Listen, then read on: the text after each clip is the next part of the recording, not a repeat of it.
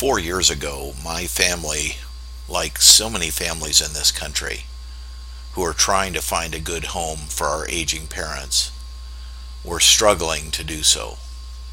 4 years ago, my family was facing the same challenging decisions as some of you may be facing today, because we needed to find an assisted living facility for our mom where she would be safe and taken care of.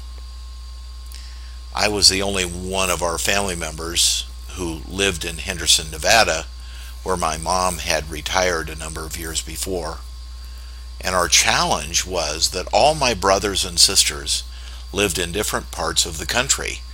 And there was an overall concern with my brothers and sisters about how they would stay engaged with my mom's care, given that they lived so far away.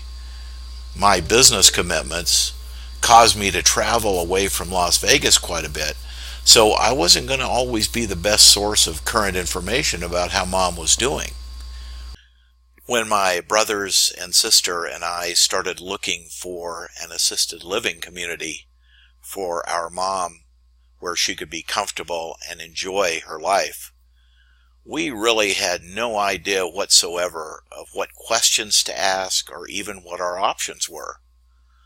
In fact, it wasn't until years later, based on our experience in talking with other families who had faced the same decision, that we were able to compile a list of questions we wish we had known to ask when we were interviewing facilities. In fact, we'd love to have you have a copy of these questions, and you can obtain a copy by just clicking on the link below. We looked at several assisted living home candidates on the internet, and we interviewed with the administrators in several of those, and finally decided on a nice place in Henderson, Nevada, where our mom lives today. But we really didn't know how difficult it was going to be to get information about how our mom was doing. Was she happy?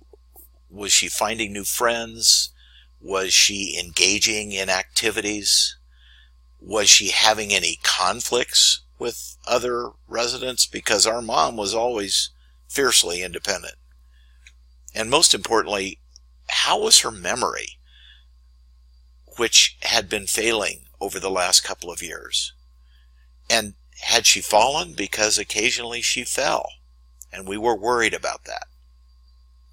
In fact, I really became the only source of information for my other family members about our mom, which I would gain in my occasional visits with her. So, as we had predicted, my brothers and sister became increasingly frustrated with the lack of communication that was being provided by our mom's new home.